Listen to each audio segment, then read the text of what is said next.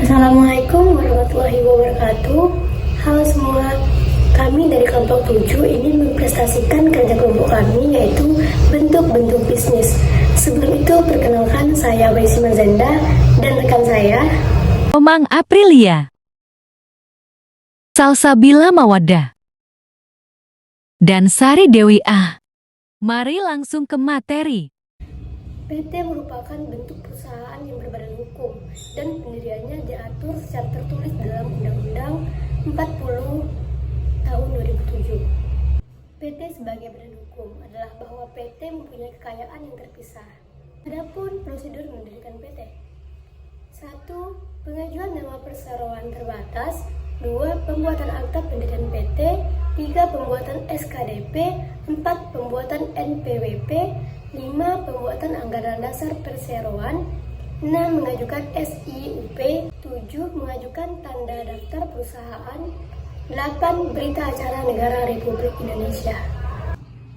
PT mempunyai kelebihan dan kekurangan. Adapun kelebihan PT adalah aset pribadi Anda lebih aman dan terlindungi. Hal ini juga karena PT merupakan badan usaha yang bisa berdiri sendiri. Nantinya, jika PT memiliki hutang, maka hutang yang ditangguh hanya sampai jumlah modal yang disetorkan. Kekurangan PT adalah proses pendirian. Jika dibandingkan dengan badan usaha lain, pendirian PT memakan waktu lebih lama. Ketentuan modal, pembebanan pajak, pembubaran tidak mudah dilakukan terkait berbagai peraturan. Adapun struktur PT meliputi direksi, direktur utama, direktur keuangan, direktur personeli, manajer personal, manajer pemasaran, manajer pabrik, administrasi pergudangan, dan visi dalam perusahaan. Dan jenis-jenis perseroan terbatas adalah terbuka, tertutup, kosong, asing, domestik, dan perseroan. Berikut adalah CV. CV atau persekutuan komanditer adalah badan usaha yang dibentuk oleh beberapa orang sebagai pemilik modal dan kemudian menyerahkan modal tersebut untuk dikelola oleh beberapa orang lainnya sebagai pelaksanaan bisnis. Sesuai namanya, CV pada dasarnya adalah proses mempersekutukan modal. CV bukan usaha yang berbadan hukum karena tidak ada regulasi yang mengaturnya. Sesuai dengan namanya, CV adalah bentuk badan usaha warisan kolonial Belanda. Pendirian CV adalah menentukan dua pendiri CV, menyiapkan data pendirian CV, mengajukan nama CV ke Kemenkumham, membuat akta pendirian CV, penandatanganan akta pendirian CV, pengurusan SKDP, pengurusan NPWP, pendaftaran CV ke PN. Dan adapun syarat umum pendirian CV adalah syarat pertama yaitu harus didirikan oleh paling tidak 2 orang, sekutu aktif dan sekutu pasif. Harus memiliki akta notaris berbahasa Indonesia. Anda sebagai pendiri CV harus berkewarganegaraan Indonesia. Tidak diperkenankan adanya partisipasi dari modal asing sehingga 100% kepemilikan adalah WNI. Harus memenuhi sejumlah dokumen yang diperlukan untuk pendirian CV. Dokumen tersebut adalah FCKTP, sekutu pasif dan sekutu aktif, VCNPWP, pribadi yang bertugas sebagai penanggung jawab perusahaan, keterangan domisili dengan materai, surat pernyataan KBLI bermaterai, email dan nomor telepon perusahaan, dan wajib menyerahkan surat kuasa serta notaran yang dibubuhi materai. Adapun kelebihan CV, mudah proses pendiriannya, kebutuhan akan modal dapat lebih dipenuhi. Dari segi kepemimpinan, persekutuan komanditer relatif lebih baik. Dan kekurangan CV adalah sebagian sekutu mempunyai tanggung jawab tidak terbatas atas utang-utang perusahaan. Sering terjadi perbedaan pendapat antara sekutu-sekutu dan relatif sulit untuk mengumpulkan modal. CV terbagi menjadi beberapa jenis, yaitu CV murni, CV bersaham, dan CV campuran. Adapun struktur CV adalah Direktur Administrasi, Wakil Direktur 1 bidang teknik, Wakil Direktur 2 bidang keuangan, Staf keuangan, tenaga ahli, staf lapangan, dan staf studio. Berikut adalah CV. CV atau persekutuan komanditer adalah badan usaha yang dibentuk oleh beberapa orang sebagai pemilik modal dan kemudian menyerahkan modal tersebut untuk dikelola oleh beberapa orang lainnya sebagai pelaksanaan bisnis. Sesuai namanya, CV pada dasarnya adalah proses mempersekutukan modal. CV bukan usaha yang berbadan hukum karena tidak ada regulasi yang mengaturnya. Sesuai dengan namanya, CV adalah bentuk badan usaha warisan kolonial Belanda. Pendirian CV adalah menentukan dua pendiri CV, menyiapkan data pendirian CV, mengajukan nama CV ke Kemenkumham, membuat akta pendirian CV, penandatanganan akta pendirian CV, pengurusan SKDP, pengurusan NPWP, pendaftaran CV ke PN. Dan adapun syarat umum pendirian CV adalah syarat pertama yaitu harus didirikan oleh paling tidak 2 orang, sekutu aktif dan sekutu pasif. Harus memiliki akta notaris berbahasa Indonesia. Anda sebagai pendiri CV harus berkewarganegaraan Indonesia.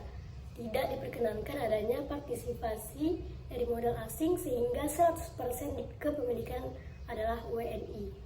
Harus memenuhi sejumlah dokumen yang diperlukan untuk pendirian CV.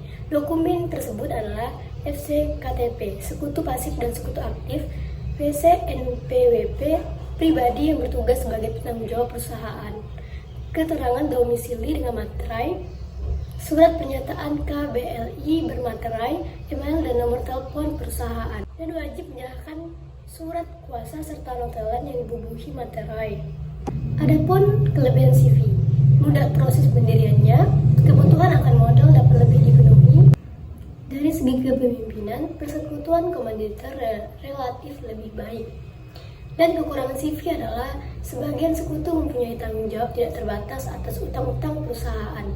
Sering terjadi perbedaan pendapat antara sekutu-sekutu dan relatif sulit untuk mengumpulkan modal. CV terbagi menjadi beberapa jenis, yaitu CV murni, CV bersaham, dan CV campuran. Adapun struktur CV adalah Direktur Administrasi, Wakil Direktur 1 bidang teknik, Wakil Direktur 2 bidang keuangan, Staf keuangan, tenaga ahli, staf lapangan, dan staf studio. Berikutnya yayasan. Yayasan adalah badan hukum yang terdiri atas kekayaan yang dipisahkan dan diperuntukkan untuk mencapai tujuan tertentu di bidang sosial, keagamaan, dan kemanusiaan yang tidak mempunyai anggota. Menurut Pasal 1 Ayat 1 Undang-Undang Nomor 16 Tahun 2001, yayasan adalah badan hukum yang terdiri atas harta kekayaan yang dipisahkan dan diperuntukkan untuk mencapai tujuan tertentu di bidang sosial, keagamaan, dan kemanusiaan yang tidak mempunyai anggota. Yang pertama, syarat dan dokumen yang harus dipisahkan untuk mendirikan yayasan. Yang kedua, struktur yayasan. Yang ketiga, jenis-jenis yayasan.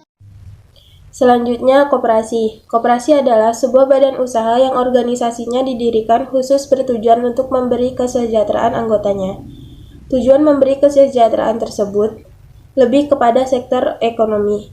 Badan usaha khusus yang dibentuk dengan asas kekeluargaan, sebab badan usaha ini akan memprioritaskan anggota di dalamnya.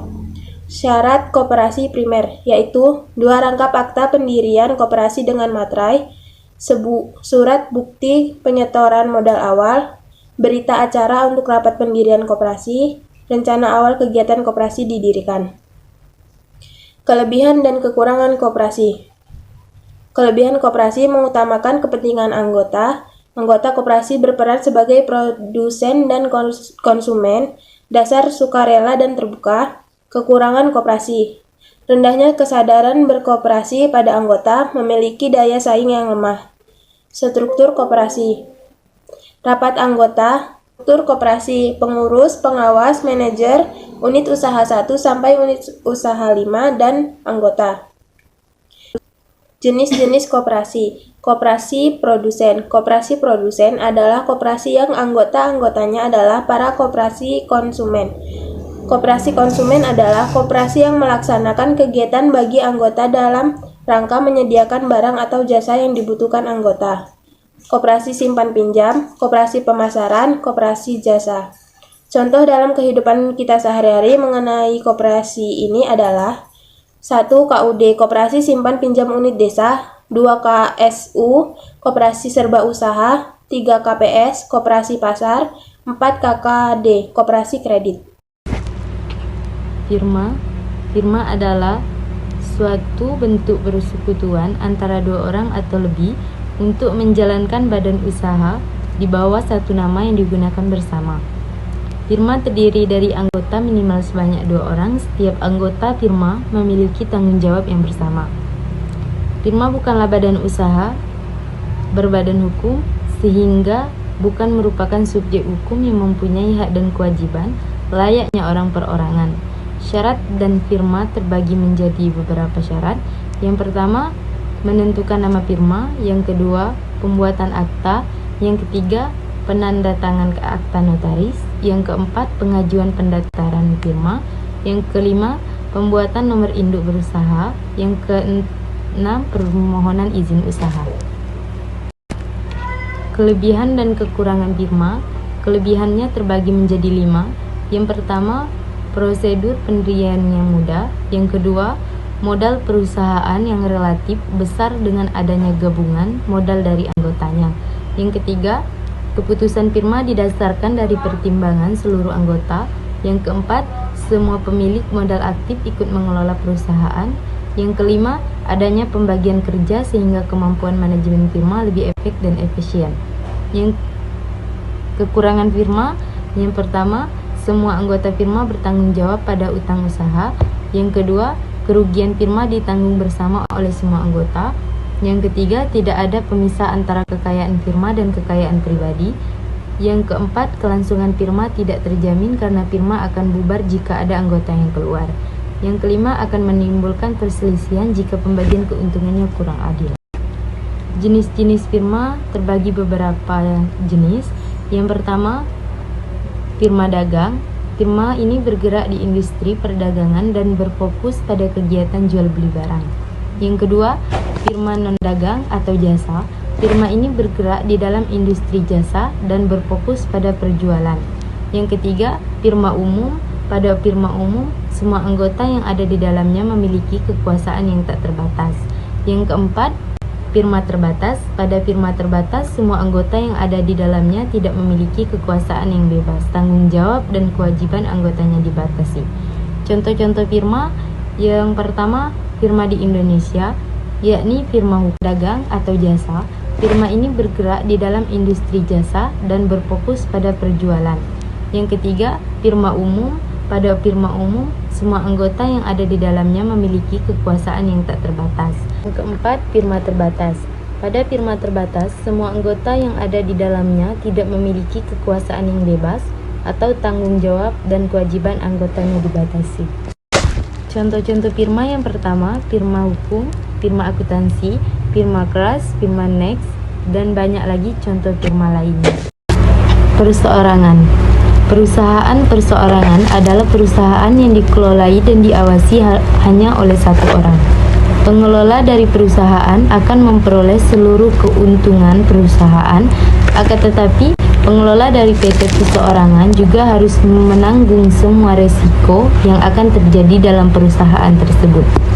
Perusahaan perseorangan adalah bentuk badan hukum yang bisa digunakan oleh pelaku usaha mikro dan kecil.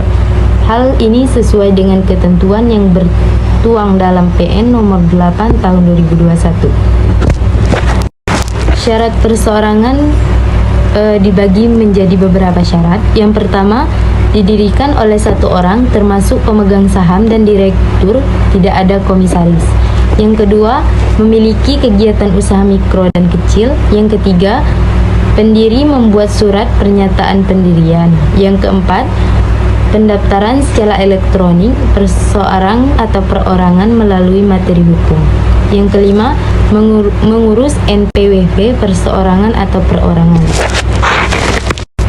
Kelebihan dan keuntungan perusahaan perseorangan. Kelebihannya yang pertama, usaha perseorangan tidak dikenakan pajak perusahaan seperti PT atau firma. Yang kedua, Pemilik usaha termasuk dalam bagian manajemen sehingga pengelola internalnya tidak begitu rumit dan pemilik bisa dengan mudah dalam melakukan pemantauannya. Kekurangannya hanya satu. Yang pertama, dengan hanya pemimpin oleh seorang, maka perusahaan kesulitan mendapatkan bantuan modal dari orang lebih sebab hanya bertanggung satu orang. Kegiatan semacam pembelian, pemasaran, pengganturan karyawan, dan produksi hanya dilakukan oleh satu orang saja. Jenis-jenis usaha perseorangan: yang pertama usaha pertanian, yang kedua usaha perdagangan, yang ketiga dropshipping atau reseller, yang keempat usaha jasa, yang kelima industri kecil. Franchise atau warabala adalah hak khusus yang dimiliki oleh orang perseorangan atau badan usaha terhadap sistem bisnis dengan ciri khas usaha dalam rangka memasarkan barang dan atau jasa yang telah terbukti berhasil dan dapat dimanfaatkan atau digunakan oleh pihak lain. Tidak ada ketentuan yang menyatakan bahwa usaha yang diwarabalakan harus berbadan hukum.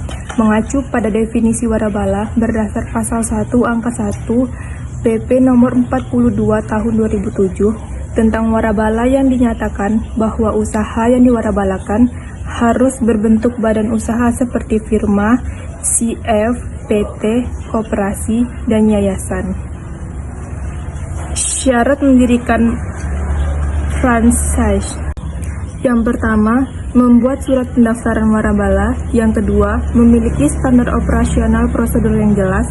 Yang ketiga, memiliki hak kekayaan intelektual terdaftar. Yang keempat, mempersiapkan beberapa dokumen penting. Kelebihan franchise: yang pertama, sistem manajemen bisnis telah terbangun. Yang kedua, produk sudah cukup dikenal masyarakat. Yang ketiga, manajemen finansial yang lebih mudah. Yang keempat, kerjasama bisnis telah terbangun. Kekurangan franchise: yang pertama, bahan baku mengandalkan milik warabala. Yang kedua, inovasi terbatas. Yang ketiga, sistem bagi untung. Yang keempat, reputasi bisnis sangat berpengaruh. Struktur franchise: jenis-jenis warabala di Indonesia dan contohnya. Yang pertama, warabala produk merupakan warabala yang menawarkan produk seperti pakaian atau makanan. Warabala jasa merupakan warabala yang menawarkan jasa seperti laundry, pendidikan, dan kursus, agen perjalanan, dan lainnya sebagainya. Warabala gabungan. BUMN adalah badan usaha yang sebagian atau seluruh kepemilikannya dimiliki oleh negara. BUMN juga bisa berupa perusahaan nirmala yang tujuannya untuk menyediakan barang atau jasa bagi masyarakat. Sesuai dengan Undang-Undang Nomor 19 Tahun 2003, BUMN adalah perusahaan yang berbadan hukum yang seluruh atau sebagian besar modalnya dimiliki oleh negara melalui penyertaan secara langsung yang berasal dari kekayaan negara yang dipisahkan. Kelebihan BUMN: yang pertama, organisasi mantap. Yang kedua, memiliki kekurangan hukum yang kuat. Yang ketiga, permodalan pasti dari pemerintah. Yang keempat, mengutamakan pelayanan umum. Kekurangan BUMN: yang pertama, seperti seringkali tidak efisien dalam mengelola faktor produksi. Kekurangannya, tingkat profesional manajemen, serta sering terjadi monopoli terhadap faktor virtual oleh BUMN. Jenis-jenis BUMN: bentuk-bentuk BUMN memiliki berbagai macam atau jenis. Bentuk-bentuk yang berdasarkan Undang-Undang Republik Indonesia Nomor 19 Tahun 2003 tentang BUMN, badan usaha milik negara, terdiri dari dua bentuk, yaitu badan usaha personal dan badan usaha umum. Baiklah, demikian adalah akhir dari presentasi kami. Semoga bermanfaat untuk kita semua. Jika ada yang ingin ditanyakan, silahkan tinggalkan pertanyaan di kolom komentar.